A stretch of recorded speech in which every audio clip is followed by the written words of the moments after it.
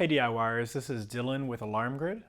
Today's video is going to be about alarm monitoring options for the IQ4 system. Okay, so when you're signing up on our website for the monitoring, we'll need to get the IMEI number from the system. So I'm going to show you how to get it from your panel once this is powered on. So first thing you'll want to do is press the top of the screen here. That's going to pull down the settings option. After settings, we're going to go into advanced settings and enter our installer code. Ours is still set as the default of 1111. And then right in the middle, you'll see the About option, and then Cellular.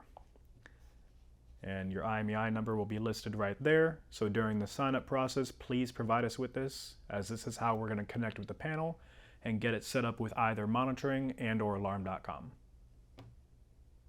Okay, so we reviewed the types of plans that we can sign up for. We reviewed how to get the system information that's going to be needed. So let's review how to actually get signed up.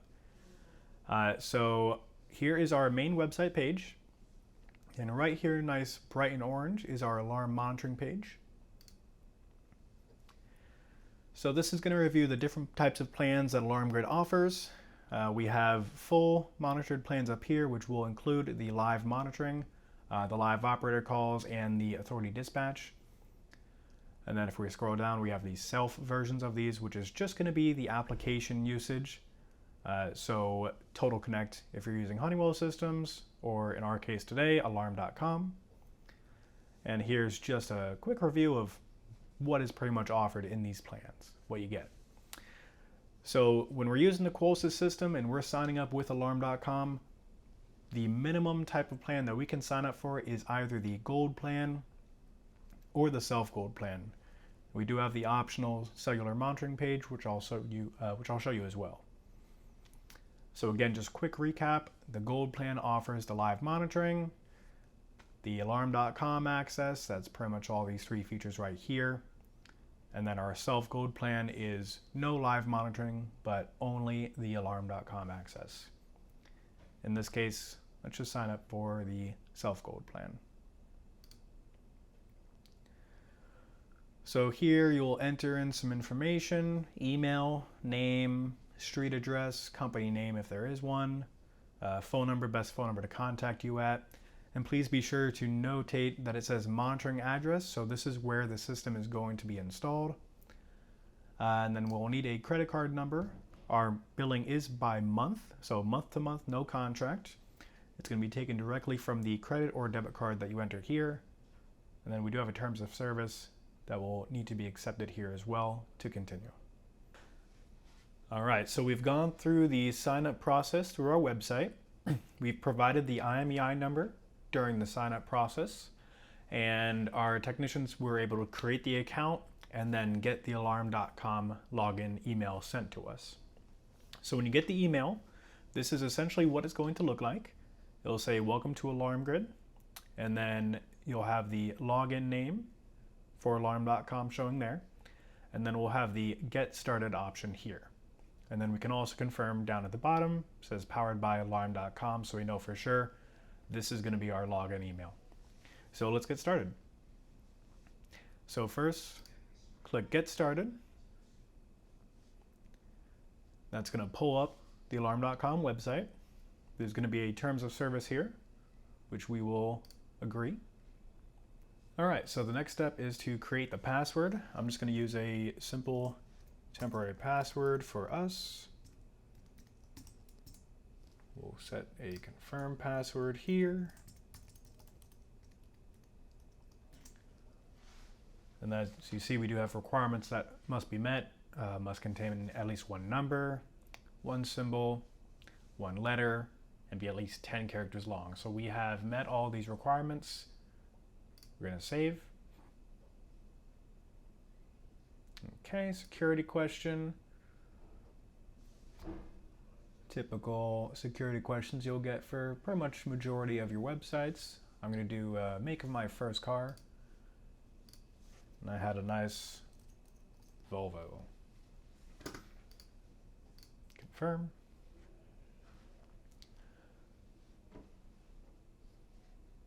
Okay, so this is the essential first login page here. Let's do let's go.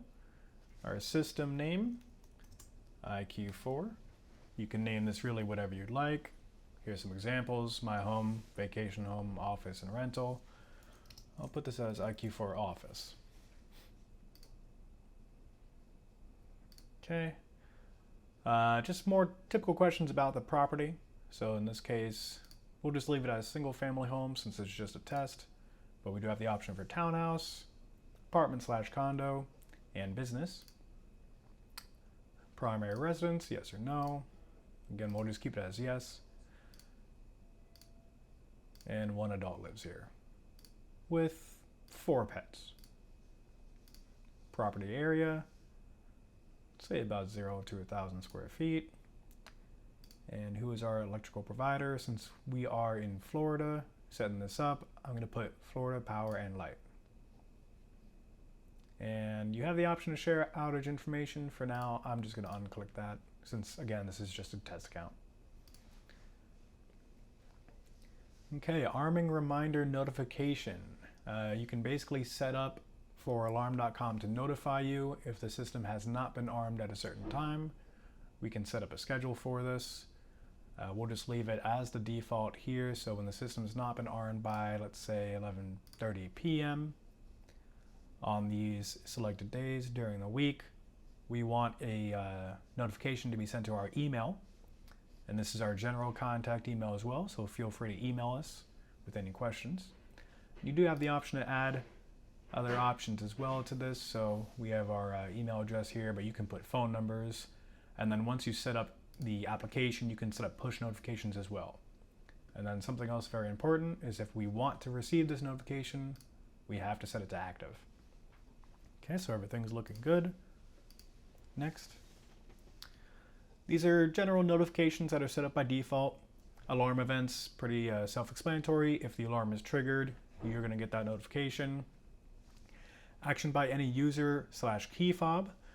So if a user uses their code at the panel or key fob to arm or disarm the system, we'll be notified about that as well.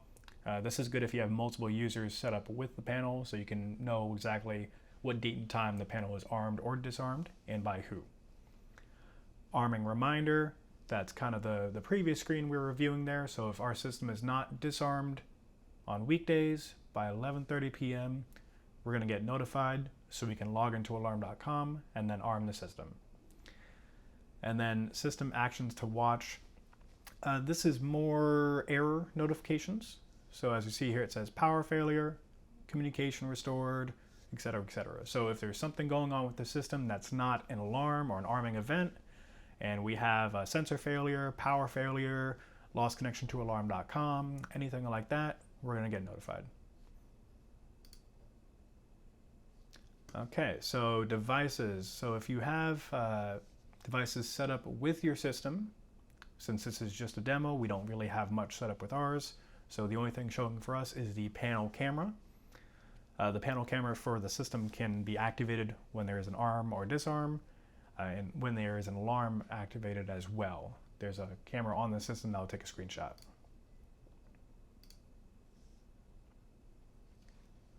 Okay, and this is just user code review. We'll just set it as the default of yes. Continue. Okay, we're all set to go. Let's get started and get logged into Alarm.com.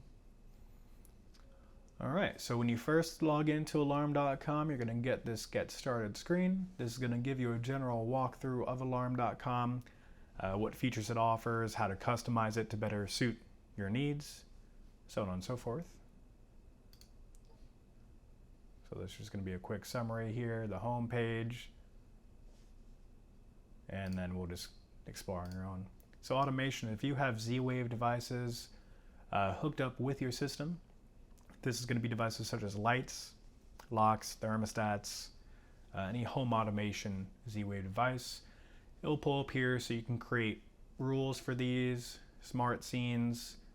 So say if I arm my system to arm away, I can set up a scene here to turn on some lights, lock my door, change my thermostat temperature. All right, here is the smart arming feature as well. This is essentially a arming schedule for the system. So you can set up not just an arming reminder, but you can have the panel actually arm or disarm itself at certain times if the parameters were not met. Notifications, this is kind of what we were reviewing before, just the general notifications. And then push devices, so once you get the application set up, this is where you're going to get those push notifications set up. So you can have multiple phones here, you can tell them what they want to be notified as, set up notification date and time, so if a certain time they shouldn't be notified about anything, you can set all that here as well. And again, this is done when you set up the application. Currently we're just on the website. Activity.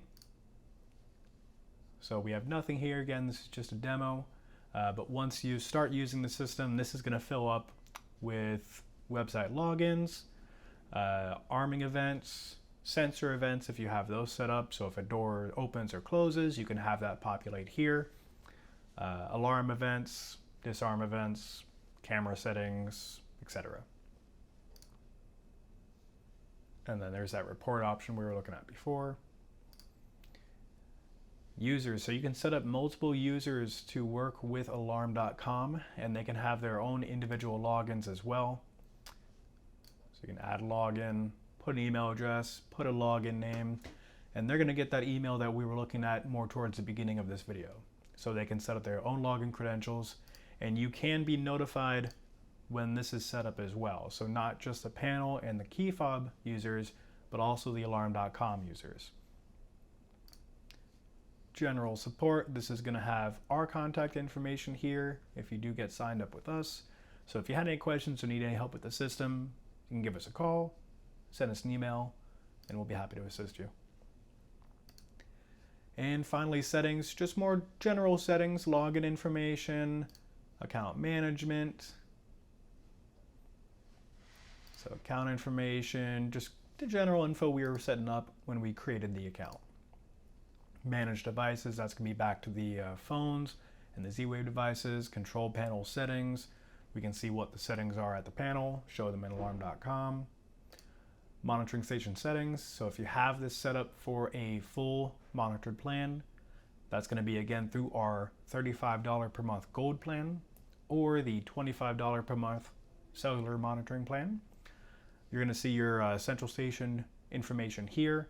And then you can also place the system on test through there as well. So essentially that means if you want to test your alarm, trigger the alarm, but not worry about being called by the monitoring station, you can set that up through there. Places, again, this is more done when we use the Alarm.com application and not so much through the website. But you can set up geofences. So essentially if you leave a certain area and the system is, say, not armed, you can receive a notification for that, and you can set up other types of rules and reminders for this type of setup as well. And then refer a friend, get more people onto Alarm.com, more the merrier. All right, so that was the process of getting the system set up for activation and the activation process. If you did have any interest in this or any more questions, feel free to call us at 888-818-7728. You can also check our email. Our email address is support@alarmgrid.com. And we do have a live chat option available on our website, www.alarmgrid.com. So any of those ways, get in contact with us, and we'll be happy to assist you and provide more information. My name is Dylan, again from Alarm Grid. Have a nice day.